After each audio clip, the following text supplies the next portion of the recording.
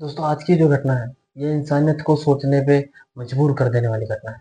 क्योंकि इस घटना में एक व्यक्ति होता है जिसकी पहले तो शादी नहीं होती और जब शादी हो जाती है, तो वह अपनी पत्नी को पहली ही रात में जबरन संबंध बनाने के लिए मजबूर कर देता है और जब उसकी पत्नी उसे मना करती है, तो वह उसका गला घोटकर उसकी हत्या कर देता है। आखिर क्या था राज इसकी हत्या के पीछे?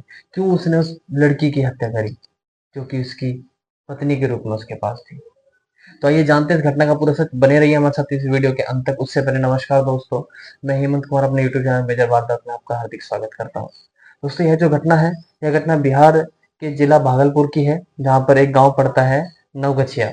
नवगछिया गांव में एक संजीव कुमार नाम का व्यक्ति रहता था जिसकी उम्र 30 वर्ष है।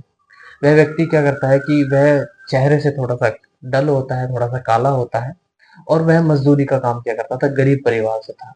इसलिए उसकी शादी जो है वो नहीं हो रही थी। लड़की वाले आते हैं, उसको देख करके चले जाते हैं और रिश्ते के लिए मना कर देते हैं। काफी जगह पर हाथ पैर पीटते हैं, वो रिश्तेदारों में जाते हैं, पर लेकिन कहीं से भी उसका रिश्ता नहीं हो रहा था।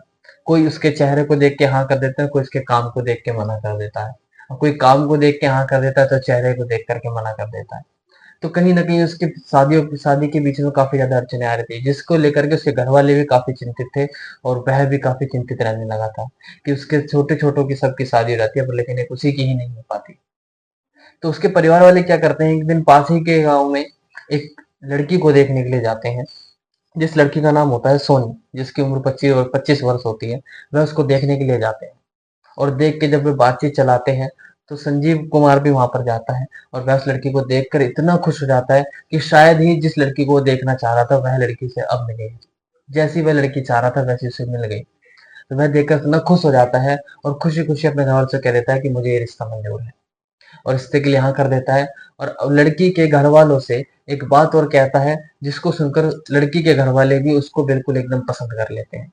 वह लड़की घर वालों से कहता है कि मुझे आपकी बस लड़की चाहिए, मुझे कोई दान दहेज मुझे नहीं चाहिए। मैं ये चाहता हूँ कि मुझे जो है दहेज में कुछ भी नहीं चाहिए, यहाँ तक कि शादी का जोड़ा भी मैं अपना लेकर के आऊंगा, पहना करके लेके जाऊंगा सोने। वह इतनी बात कह देता है तो उसके घर माता-पिता के आँखों में आँसू आ जाते हैं और वह तुरंत इस रिश्ते को हाँ करते हैं। वे ना उसके चेहरे को देखते हैं, ना रंग को देखते हैं और ना ही उसके पैसे, धन, दौलत को देखते हैं। वह कहता है कि मैं शादी ज़्यादा ढोल नगाड़ों से नहीं करूँगा, मैं नॉर्मल शादी करूँगा बिल्कुल, और एक मंदिर में कुछ ही आदमी ला करके, जो मेन आदमी होते हैं, उनको ला करके शादी करके ले जाऊँगा।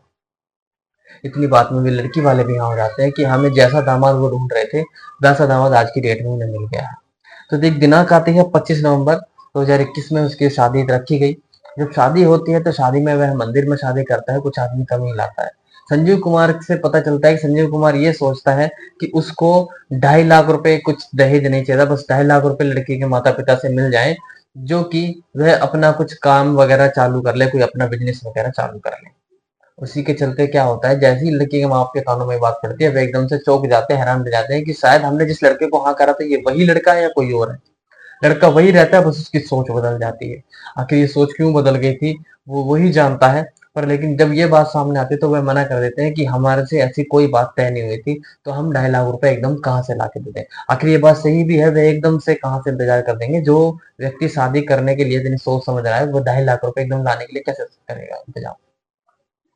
वह देखता है इन चीजों को से तो नजर देखता है। पर बड़े बुजुर्ग जो होते हैं, जो आसपास बड़े लोग होते हैं शादी में, आज समाज जो होता है, गांव का समाज जो होता है, वह बैठते हैं, बैठकर बातचीत को सुलझाते हैं, समझा करके आखिर शादी करवा ही देते हैं। और जब शादी हो जाती है, जब वह पहली रात अपने घर पे जाता है, उसके साथ जब वह अपने रंगीन सपने देख रहा होता है शादी के साथ, वह उसके साथ स्वागत मनाने के लिए जैसे ही जाता है, उस सोनी नाम की लड़की से बोलता है कि मुझे जो है 2.5 लाख रुपए चाहिए थे तुम्हारे माता पिता से। वह लड़की कहती है कि मेरे माता पिता के पास 2.5 लाख रुपए होते तो वो कब की आपसे पहले शादी कर देते। तो वह मना कर देती है 2.5 लाख रुपए के लिए कि हमें ऐसा कुछ नहीं पता था, मेरे माँ बाप गरीब है, हम इसके अलावा कुछ नहीं दे सकते, वह सिर्फ मुझे दे सकते हैं, इसके अलावा कुछ नहीं। तो वह कहता है कि कोई बात नहीं, पैसे तो मैं लेके छोड़ूंगा, पर फिलहाल मैं अपना तुमसे प्यार करना चाहता हूँ। वह उससे प्यार करने के लिए जैसे ही चलता है, उसके जैसे चुम्बन करने के लिए जाता है, वह लड़की जो रहती है सोनी उसको हटा देती है, मना कर देती है, क्योंकि उसके माइंड में उसको लेकर के पहले क्या क्या सपने थे और अब एकदम से उसका ऐसा हैवान वाला चेहरा सामने है, जिसको देखकर वह थोड़ा सा जो है नर्वस सी हो जाती है। फिर क्या होता है कि वह लड़की जो रहती है, वह लड़की उससे मना करती है बार बार, पर वो नहीं मानता। वो जबरदस्त उसके गर्दन पे हाथ रख के उसको पैर को दाब लेता है और गर्दन उसकी गला दाब करके अपना मनवाने का काम शुरू कर देता है। और इतने में ही पता चलता है कि गला दबा दबा दबा दबा उसे अपने हैवानियत को इतना सिर पे चढ़ा लेता है कि वह उसके गला दबा दबा उसको सांस नहीं आता, वो दम घुट करके वहीं पर मर जाता है। सोनी की मृत्यु होती है, अपने परिवार वालों को बताता है, परिवार वाले भाग करके आते हैं और तुरंत पुलिस को बुलाते हैं। पुलिस तुरंत उसको जो है गिरफ्तार करके संजीव कुमार को ले जाती है थाने में और उसके ऊपर केस दर्ज करा देती है। और उस लड़की के माता पिता जब आते हैं तो वह एकदम से उनके पैरों तले से जमीन निकल जाती है और वो फूट फूट के चिल्ला करके रोने लग जाते हैं। जिस लड़की को उन्होंने शादी के जोड़े में विदा किया था, आज वह सफेद कफन ओढ़ कर कब्र पर लेटी हुई है। तो वह देख कर एकदम से चिल्लाने लग जाते हैं, टूट जाते हैं और संजीव कुमार के ऊपर ही इसका सारा मामला डाल दिया जाता है। और पुलिस तुरंत उसके ऊपर केस दर्ज कर लेती है, एफआईआर दर्ज कर लेती है, उसको उठा करके जेल भेज देती है, काफी कड़ी धाराएं लगा करके। दोस्तों, इस घटना को सुनाने का उद्देश्य किसी को हैरान करना, परेशान करना या किसी की भावनाओं को ठेस पहुंचाना नहीं है। हमारा सिर्फ इतना मकसद है कि आप जागरूक हो सकें, आप इतना समझदार हो सके कि क्या सही क्या गलत उसका आपको अंदाजा लग सके। दोस्तों, आप क्या इसमें अपनी राय देना चाहेंगे? इसमें किसकी गलती थी? उस लड़की सोनी की थी या संजीव कुमार की थी या उसके माता पिता की थी, जिन्होंने उस भोले और मीठी बातों के पीछे छुपे हैवान चेहरे को नहीं पहचान पाए? आप क्या अपनी राय देते हैं? हमें बिल्कुल कमेंट करके बताइएगा। चलते हैं, विदा लेते हैं इस वीडियो से। तब तक के लिए अपना ध्यान रखें, सुरक्षित रहें।